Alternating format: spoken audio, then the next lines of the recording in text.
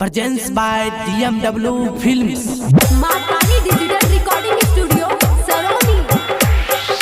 सुनाए साली हमर लाली, हमर लाली। सुनाए साली हमर लाली, सुनाए साली लगवा लाली गड़िए लेबा चाट। बच्चा हमर टाइट जे ठकवा हेरात, बच्चा हमर टाइट जे ठकवा हेरात। सुनाए साली हमर लाली, सुनाए साली लगवा लाली गड़िए लेबा चाट। बच्चा हमर टाइट जे ठकवा हेरात, बच्चा हमर टाइट जे ठकवा हेरात।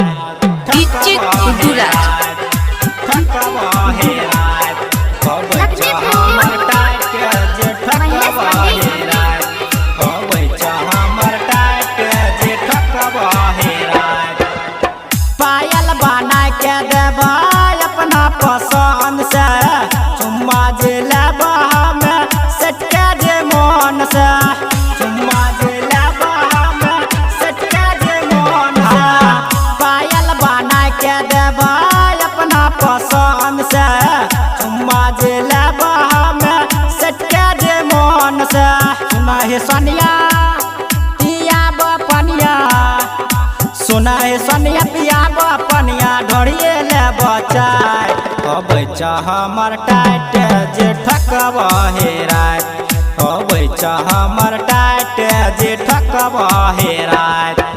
ठकवा हेरात, ठकवा हेरात, बच्चा हमर टाइट जे ठकवा हेरात। Matani digital recording studio Saroni.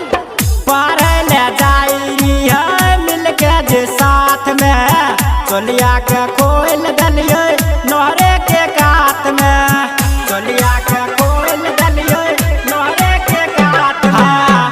पारे ले जाई है मिलके जे साथ में, चोलिया के खोल दलिए नोहरे के कात में। सुना है आई रोशन राही, सुना है आई रोशन राही सन जसवा के हाथ। बच्चा हमर टाइट जे ठकवा हेरात, बच्चा हमर टाइट जे ठकवा हेरात। Matani digital recording studio सरोनी।